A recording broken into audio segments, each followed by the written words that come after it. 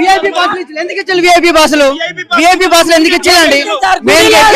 గుడి లేదు దైవం లేదు మొత్తం మార్కెట్ వేసిల్లు. ఎందుకు వేసిల్లు? ఎప్పుడన్నా ఉన్నదా ఇట్లా? లైన్ ఉంది అక్కడ చూపిస్తారు పాలి సార్. ఆడిపోతా అన్నారు, ఎందుకు పోతా అన్నారు? లాఠీ చార్జ్ చేస్తారు. ఎక్కడ లేదు.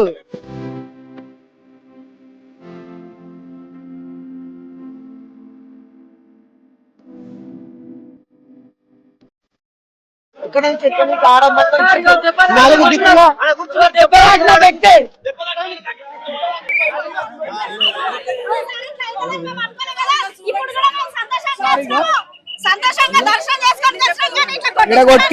పోలీసు వాళ్ళ దౌర్జన్యం బాగున్నది సార్.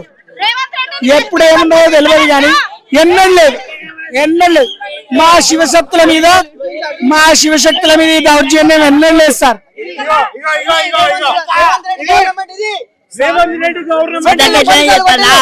లోపల సీతగా చెప్తానా మన చదువుల నుంచి వచ్చినాం. ఎన్ని రోజులు అయితే 5 రోజులు వచ్చాయి. ఈ పోలీసు వాళ్ళు చంపుతారు సారు. పోలీసు వాళ్ళే ఏమో ఎట్లున్నదో తెలియదు. ఎప్పుడు ఎట్లున్నదో ఎన్నడలేదు. ఓ సార్ ఎన్నడలేదు. నిన్నేళ్ళ కాంచాలి అయ్యా. అయ్యా మేము ఇగో ఇక్కడ చూడు సార్. తెలంగాణ రాష్ట్ర ప్రజలందరికీ నా నమస్కారాలు. నేను ఒకటే చెప్తున్నా, మేము ఎప్పుడు వచ్చినా కూడా ఇదే గేట్ నుంచి వెళ్లే వాళ్ళము. కానీ ఈసారి పోలీసు వాళ్ళ దౌర్జన్యం ఎక్కువైపోయింది. ఇదేనా మా రేవంత్ రెడ్డి సార్ని గెలిపించుకుంది? ఇదేనా? ఇదేగా చూడండి సార్, పోలీసులు ఎంతగానం కొట్టిరో. కడుపులో గేటు తగిలింది. మాకు రిక్వెస్ట్ చేసినాం, కాలు మొక్తామని కూడా అన్నాం. అయినా కూడా పంపించకుండా మమ్మల్ని మీరు ఇంత దౌర్జన్యం చేసి ఒక పాపమైన కొట్టిరు. ఒక అబ్బాయి కావచ్చు, బ్లడ్ చూడండి సార్. సీతకి ఇట్లనే చెప్పమన్నారా? చెప్పండి, సీతక్క గారు ఇట్లనే చెప్పమన్నారా? మేము లేని జాతర ఎక్కది సార్. మేము శివశక్తులము. ఇప్పటి వరకు పూజలు అయినాయి. పిల్లలను లేపుకొని వచ్చినాం. ఇప్పుడు నిద్రలకెళ్ళి మేము దర్శనం కోసమే కదా. ఎక్కడ హైదరాబాద్ నుంచి 200 కిలోమీటర్ల నుంచి దూరం నుంచి వస్తున్నాం. మాకు దర్శనం కావాలన్నా వద్దా? ఒక్క పొత్తో నుండి వచ్చినాం సార్. మేము ఈ గాజులు వెలిగి చూడు మేము ఎట్లా అయినామో చూడు. కడుపులా ఇగో గేట్ తగిలితే వీళ్ళందరూ గేట్ ఇట్లా మేము నెట్టింది. మాది బాధ్యత. నెట్టినాం. మాకు దర్శనం కావాలని నెట్టినందుకు ఇగో నా కడుపులా ఇగో తగిలింది. కాకపోతే చూడండి సార్, టాబ్లెట్లు ఇగో చూడండి.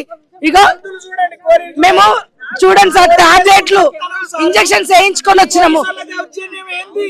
మాకు కొలువులు అవుతాయి. ఏమనంటే కొలువులు అవుతాయి అంటే పోనీయండి సార్. మేమే ఎప్పుడు వచ్చినాం మేము ఇదే దారుకుంటూ పోయేటోళ్ళం. ఇదేనా దౌర్జన్యం? చెప్పండి. ఈ పోలీసు వాళ్ళకి ఇట్లనే కొట్టమని పానాలు ఏమని చెప్పిర్రా? అలా చూడండి, అక్కడ చూడండి ఒక్కసారి. ఆ చెయ్యి చూడండి ఒక్కసారి. ఎంత ఈ అబ్బాయిని అయితే చిత్తు కొట్టిరు. వాళ్ళ బంధువులు ఎవరు వస్తే వాళ్ళని పంపిస్తారు. మిగతా ఆడినందుకు ఇట్లాంటి దారుణంగా కొడతారు. వాళ్ళ బంధువులు ఎవరు వచ్చినా పంపించేస్తారు. మార్కెట్ ఇద్దరు పంపించేస్తారు. చరిత్ర ఎప్పుడు ఉంది అట్లా? గుడి లేదు, గుడి తలుపులు లేవు, ఏం లేవు అంటారు. ఇది చరిత్ర ఉంది అట్లా. మేడారం ఇప్పుడు అట్లా అమ్మవారు ఇద్దరు వచ్చిన తర్వాత బారికేడ్ పెడడానికి ఎవరికి అధికారం లేదు. ఇప్పుడు సమ్మక్క సార్లు ఇద్దరికిద్దరమే కూర్చున్నారు. ఇంతమంది మేము 1000 ఖర్చు పెట్టుకుని 100 కిలోమీటర్ నుంచి వచ్చి ఈ లోపలికి పోతే మీ ఎవరి దగ్గర పోవాలి? ఒక్కొక్కరు 78 కిలోలు ఎత్తు బంగారం చోక్కున్నాం. ఎత్తు బంగారం తీసుకుని మీరు ఎట్లా పోవాలి చెప్పండి మీరే. దానికి ఎవరు రెస్పాన్సిబిలిటీ? 70 కిలోల బంగారం వచ్చిందండి. 70 కిలోల బంగారం పోండి, మాకు తర్వాత పోంటారు. 70 కిలోల బంగారం తీసుకుని మీరు ఎక్కడ పోవని చెప్పండి. దీనికి చెప్పండి. సార్ నేను ఒకటే అడుగుతున్నా, రేవంత్ రెడ్డిని గెలిపించినాం కానీ ఆయన న్యాయం చేస్తా అనుకున్నాం కానీ ఇంత అన్యాయం చేస్తాడని రేవంత్ రెడ్డి ఇంత అన్యాయం చేస్తాడని మాత్రం గెలిపియలేదు. సీతక్కని కూడా నేను ఒకటే అడుగుతున్నా, ఏంటంటే పోలీసు వాళ్ళకి గేటు తీయరనంటే అందరికి ఒకటే న్యాయం, మీకు కూడా ఒకటే న్యాయం అంటే శివశక్తులం సార్ మేము, మాకు ఒక న్యాయం ఉంటది కదా అంటే ఎక్కడ చట్టాలు ఉన్నాయమ్మా మీకు అన్నారు. మరి మాకు ఇప్పుడు చట్టాలు కావాలా శివశక్తులకి?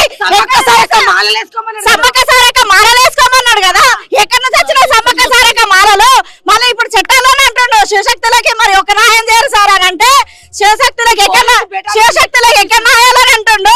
మరి న్యాయం ఎక్కడి నుంచి చూపారు? శివశక్తుల న్యాయాలు ఎక్కడున్నా చూపించాలా? మరి మాకు ఆ దేవుళ్ళు ఎందుకు వస్తుండ్రు, ఎక్కడి నుంచి వస్తుండ్రు, మరి దేనికోసం వస్తుండ్రో మాకు కూడా తెలియాలా. మరి మేము దేవుళ్ళని వచ్చి శిఖముఖమని చెప్పు, ఆమెని బంగారం తీసుకొని రమ్మని చెప్పు సార్. ఆ ఎమ్మెల్యే సీతక్క గారిని బంగారం ఎత్తుకొని రమ్మను. ఆ రేవంత్ రెడ్డి సార్ని శిఖముఖమని చెప్పండి సార్. మాకు గిట్లనా సార్ గింత ఘోరమా?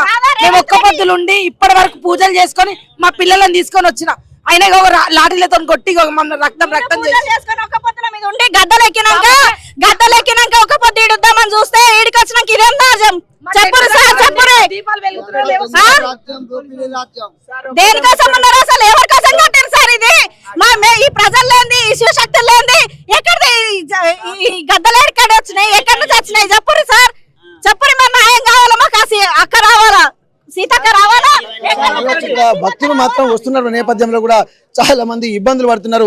ఇప్పటికీ వివిఐపి పాసులు కూడా ఎక్కడ ఉన్నప్పటికీ కూడా వివిఐపి దగ్గర అక్కడ లైన్ కూడా అక్కడ ఎక్కువగా కావడంతో కూడా సామాన్య ప్రజలు కూడా అదే లైన్ లో రావడము, ఇక్కడికి వచ్చిన తర్వాత మొత్తం గుడి చుట్టూ కూడా ఇట్లాంటి పరిస్థితులు ఉన్నాయి. ఎక్కడికి వెళ్ళినా గానీ ఇక్కడ భక్తులు మాత్రం అనేక ఇబ్బందులు పడుతున్నటువంటి పరిస్థితి మనకు స్పష్టంగా కనిపిస్తుంది. ఏదేమైనప్పటికీ కూడా ఇక్కడ గమనించాలి, అధికారులు ఎక్కడికి పోయారన్నటువంటి ప్రశ్నలు కూడా తలెత్తున్నాయి. ఎవరన్నా అడిగితే పక్కకు తీసుకుపోయి కొడుతున్నారు పోలీసు వాళ్ళు. ఇప్పుడు ఇద్దరు ముగ్గురు కొట్టారు. ఇద్దరు లోపల తీసుకుపోయి కొట్టి మళ్ళీ పంపించిండు. ఇదా ప్రభుత్వం అనేది? ఇదా రేవంత్ గవర్నమెంట్ ఇదా? వాడికి 10 పోలీసులు ఫోటోలు తీసుకుంటా నాతో మాట్లాడిండు. అంటే నేను లోపల సముద్రం చూస్తాను అంటే వాళ్ళు దేనికి వచ్చిండు? వాళ్ళ డ్యూటీ వాళ్ళు చేయాలి, న్యాయమే చేసుకోవాలి. అంతే తప్పించి దేశం గురించి పోయి ఎంతో మంది అక్కడ ఉంటారు. వీళ్ళు పోలీసులు దేనికి ఉన్నారు? రక్ష గురించి ఉన్నారు. ఇదే లక్ష్యం. దీని గురించి వీళ్ళు అందరు దేశాల మీద వచ్చే ప్రజలని కొట్టేది. వాళ్ళు మాకు నీతులు చెప్పుకుంటే ఏం చెప్పారు సార్? దేవాలయం చెప్పులు వేసుకునే విధానం తెలుసు ఎక్కడైనా? ఏ గుండె ఉందా? ఇక్కడ ఏ ఉందా? గడ్డి తింటాలా, అన్నం తింటాలా, గడ్డి తింటాలా? ఎక్కడ చూసినా ఈ సమస్యలు మాత్రం స్పష్టంగా ప్రత్యక్షంగా గమనించినటువంటి పరిస్థితి. ఇక్కడ ఏంటంటే వచ్చేటువంటి భక్తులు మాకింత అమ్మవారి దర్శనం కలుగుతుందని చెప్పి అనుకుంటున్నారు, కానీ ఎక్కడ ఇట్లాంటి పరిస్థితులు మాత్రం కనపడలేదనేది కూడా మొత్తం గమనించింది. ఏం జరుగుతుందో మీరు గమనించింది ఏందమ్మా? ఇంత ముందు వీళ్ళు ఇటు దర్శనానికే పోదామని వచ్చిర్రు. వచ్చే వరకు వాళ్ళు అటు నుండి వెళ్ళి కొట్టిర్రు. కొడితే మొత్తం చేయి బాగిలి బ్లడ్ వస్తా ఉన్నది. మొత్తానికైతే ఇక్కడ అందుకే అధికారులకు మాత్రం ఒక విజ్ఞప్తి. ఎందుకంటే ఇక్కడ సమ్మక్కను దర్శనాలు చేపించిన తర్వాత అక్కడ ప్రాపర్ గా కూడా భక్తులకు ఇక్కడ ఇంకా క్యూ లైన్లలో ఉండి ఇక్కడ ఉన్నటువంటి విఐపి లైన్ లో గానీ అక్కడ ఉన్నటువంటి సాధారణ ప్రజలు గానీ ఎక్కడికి వెళ్ళినా గానీ ఒక సామాన్యటువంటి ప్రాసెస్ అనేది కొనసాగాలి. కానీ అది ముందే జరగకపోవడం వల్ల వేలాది మంది భక్తులు ఒక్క దగ్గర క్రౌడ్ అయిపోయి తొక్కిసలాట జరగడము, ఆ తర్వాత మొత్తం ఒక విధంగా పోలీస్ వ్యవస్థ చేతులు ఎత్తేసినట్టుగానే మనకు స్పష్టంగా కనిపిస్తుంది.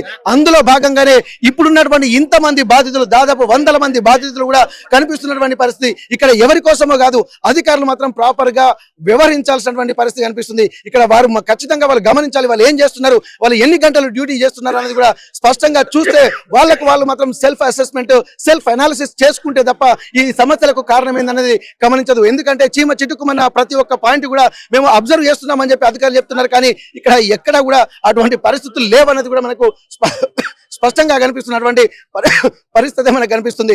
ఏదేమైనప్పటికీ ఇప్పటికి కూడా అధికారులు వస్తారు. ఎందుకంటే రేపు మొక్కులు చెల్లించుకునేటువంటి సమయం, ఇంకా భక్తులు వస్తూ ఉంటారు. అట్లాంటప్పుడు ఆ భక్తులందరూ కూడా ఇంకా ఇట్లాంటి పరిస్థితులే కొనసాగితే మాత్రం రేపు తీవ్రమైనటువంటి పరిస్థితి ఉండేటువంటి అవకాశం అయితే కనిపిస్తుంది.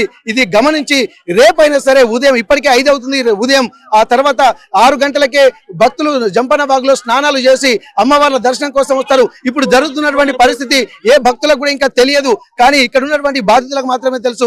రాబోయేటువంటి భక్తులకు కూడా ఇంకా సమస్యలు ఉన్నాయన్నటువంటి విషయం తెలిస్తే ఎట్లా ఉంటుంది అన్నటువంటి ఆందోళన, ఆవేదన కూడా వ్యక్తం చేస్తున్నటువంటి పరిస్థితి. ఇప్పటికైనా అధికారులు మాత్రం సమన్వయంతో పని చేయాల్సినటువంటి అవసరం ఉంటుంది. 36 విభాగాలతో సమన్వయంతో పని చేస్తున్నామని చెప్పిన అధికారులు ఇప్పుడు ఎందుకు ఇక్కడ ఎవరు కనపడట్లేదు అన్నది కూడా మనం గమనించాల్సినటువంటి అవసరం ఉంది.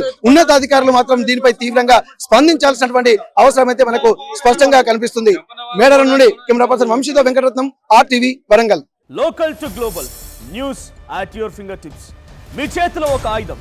Download raw TV app. Media legend Ravi Prakash is back.